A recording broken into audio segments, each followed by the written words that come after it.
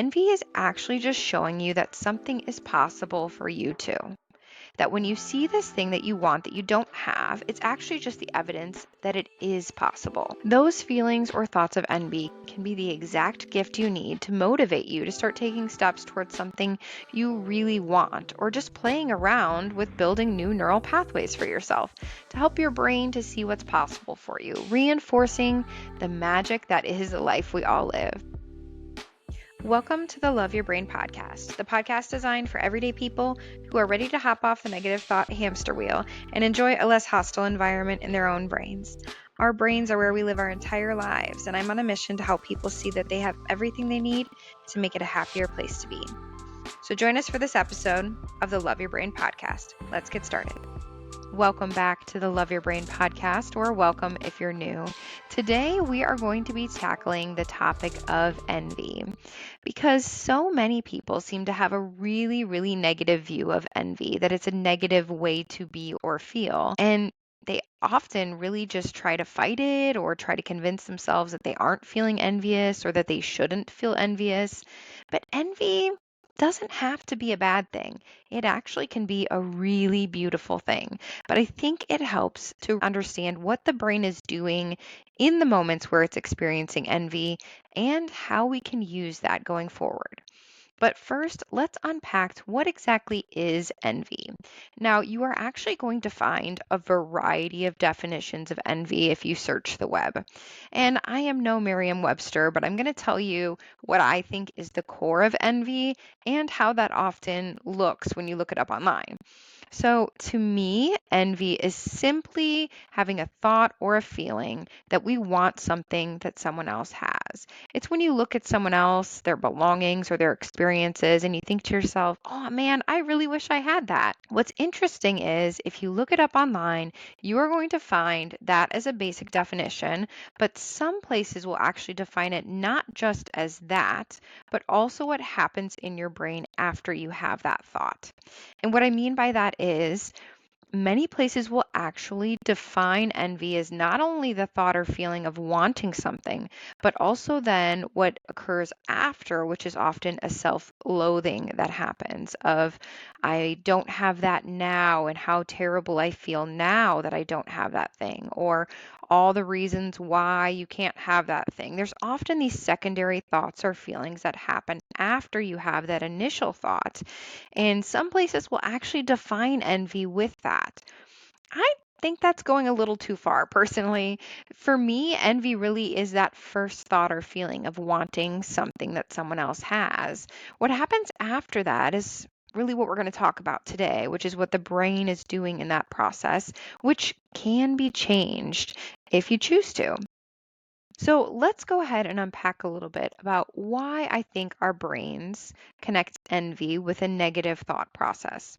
Well, I do believe that there are a number of contributing factors for this. I'm only going to cover a couple today that I think are particularly relevant to what we're talking about. But first, let's look at neuroplasticity. It's basically the way that our brain creates pathways of thought that allows us to really have our brains work efficiently. So it finds a path to go down, a thought process to go down, and it's going to choose that same thought process over and over again in order to create a sense of efficiency in our brains. So we don't have to create a whole new thought process every time. Our brains are wired for efficiency. They want to save us energy. So they're just going to try and pick the path of least resistance. And that is going to be a well-worn path where there's thoughts that you have thought many times before. So, what that tells me about envy is that many of us have had a negative thought process happen enough times in the past that it's now become automatic. Why is this such a well-worn thought pattern for most people? Well, a lot of it does come back to how we are brought up, how we are raised. Now, for the average person, when they're a little person growing up and they see something that they want, they'll say to their parents, oh, I want that, or I want what she has. And the parents will often respond either with supplying that thing or explain why either they don't need that thing or they shouldn't want that thing. Those are usually the two responses you see in parenting. So when a child expresses a want, the parent says either, okay, let me provide it, or here's why you don't need it or you shouldn't want it. It seems to be pretty black and white. Most parents don't really want their children to feel the discomfort of wanting, so their solution seems to be either to give them what they want or to convince them that that's not something they should want, because want generally is perceived as a negative thing. Now, there are exceptions to this method.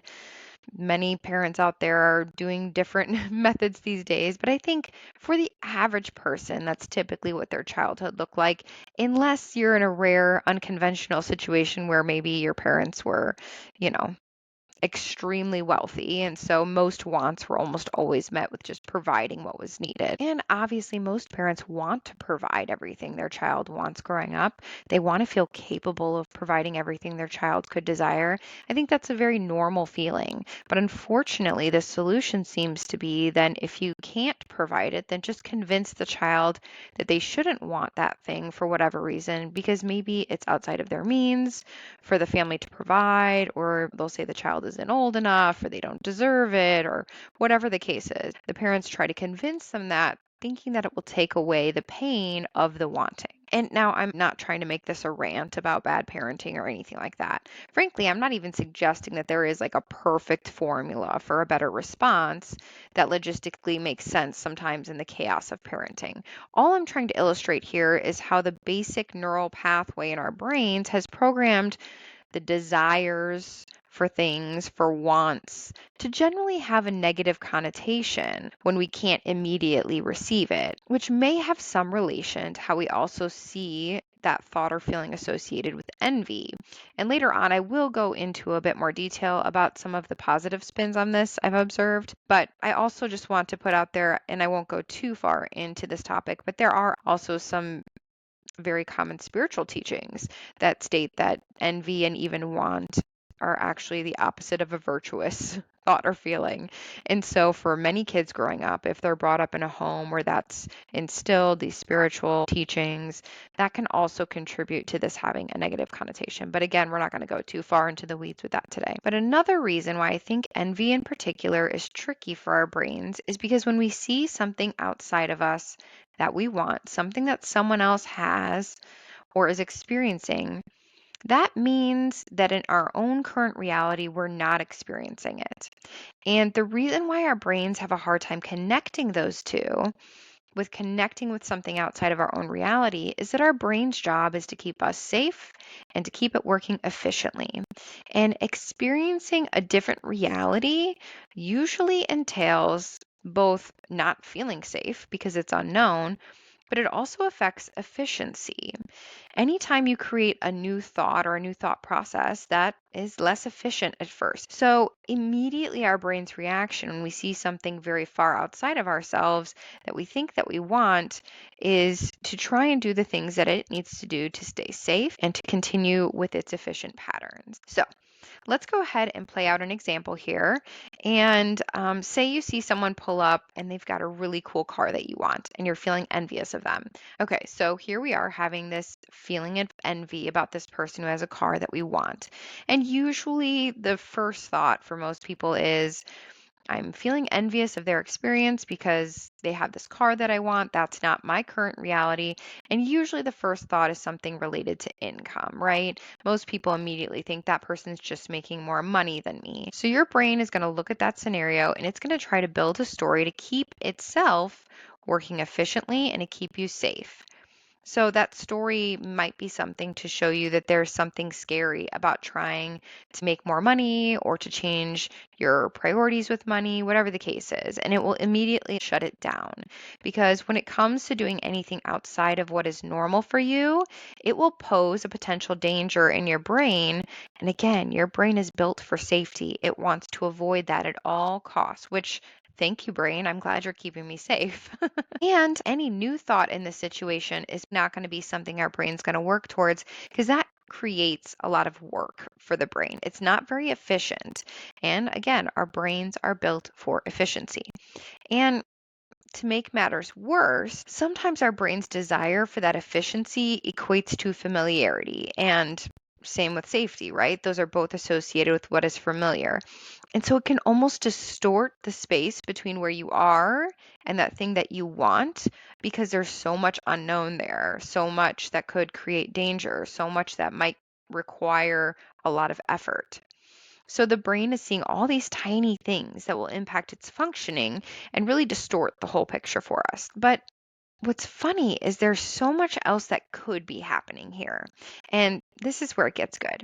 Now, we can create neural pathways for ourselves. It's not just something that happens automatically. We can actually intentionally create these as well. It's just like any other thought process. We can condition our brains to operate differently. So today I'm going to share with you some of the most transformational thoughts I've found to associate with the feeling of envy. Now, the first one is simply playing around with the thought that envy is actually just showing you that something is possible for you too. That when you see this thing that you want that you don't have, it's actually just the evidence that it is possible. So, for example, if you saw that fancy car today that someone else was driving, instead of looking at all the evidence as to why it's not possible for you, maybe play around with finding evidence that it is possible. And I'm not just saying this as like a motivator for you to go get a better paying job, although if that's a part of this equation for you, then great. But there are so many different scenarios that could play out here. So think through all of the evidence that you could find to make it possible for you. Well, maybe they won the lottery. Can you win the lottery just as easy as anyone else? Sure. Most people can afford to buy a lottery ticket if that's something you're into. Maybe this person got money from someone. It could be anyone. Could be a family member, could be a friend, could be, I've heard so many crazy stories. It could be a barista that ended up with a bunch of money because their elderly customer passed away. Are any of those things possible for you? Of course. You could at any point in time stumble on money just like that, just like anybody else. Maybe that person works at a dealership. They've decided, they're really passionate about cars and they just found a dealership where they could drive around in cars that were on the lot, and that's a job they chose. Could you also choose a job like that if you wanted? Sure. Or maybe this person knew someone who wanted to get rid of this fancy car for some reason. They just wanted to offload it. They no longer had a need for a car. Who knows? And they sold it to them for a super low price. Could that be a situation you encounter? Heck yeah. Or maybe this person has just decided they want to keep their basic living costs at a minimum so they can just spend all their money on their car. There are so many different scenarios here. And they might sound kind of weird to you, but here's what's happening when you do this exercise is you're actually showing your brain how many different paths where this could be a possibility for you too. Think of the wonky ways. Think of the crazy ways. Those are helping you to build these new neural pathways for your brain that these are all accessible to you too. The idea here is you're showing your brain how much possibility lies in that place of desiring something in front of you, something that someone else has or someone else is experiencing. Helping your brain to see the paths where that could become a reality can help it to start to build those neural pathways that feeling or thought of being envious doesn't always have to go down that familiar negative path because now you're making new thoughts. You're making a new thought process when that initial feeling of envy comes through instead of a self-loathing. You can actually embrace a more empowered and exciting path. The problem with it allowing our brains to continue just to stick with the familiar and the safe is that it's creating a scenario where when we see something we want, our brains almost immediately shut it down as an option. So the more exposure you can give your brain to experiencing that thing, the easier it becomes to start taking steps to allow your brain to believe it's achievable for you as well.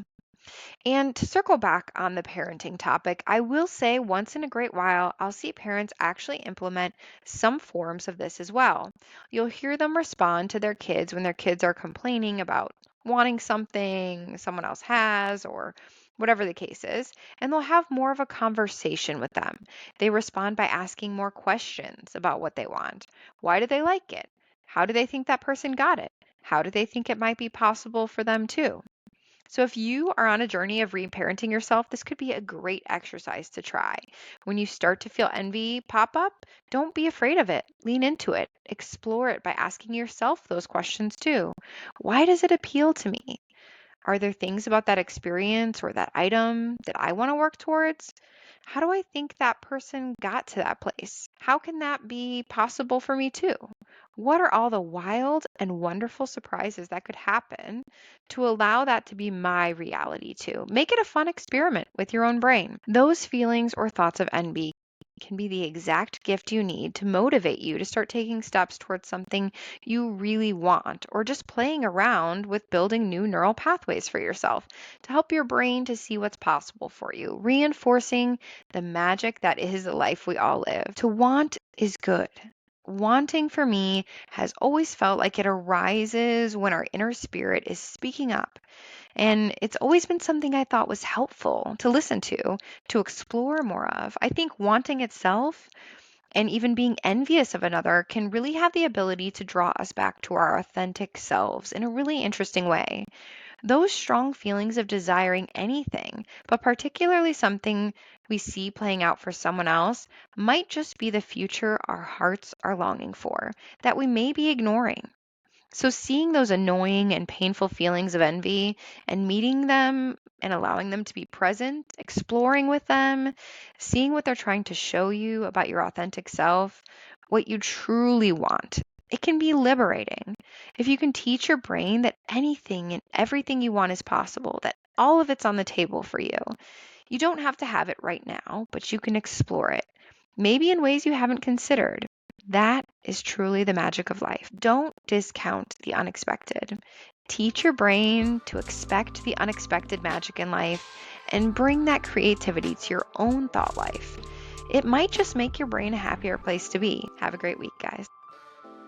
I hope you found something helpful here today on the Love Your Brain podcast. Maybe a laugh or a feeling of validation, or maybe just a few moments to have company while you do your laundry. Whatever you take from it, I hope you enjoyed your time and leave feeling empowered to be more you every day. Make sure you're subscribed so you don't miss out on the next episode, and leave a review. I'd love to hear what you think. Have a great one.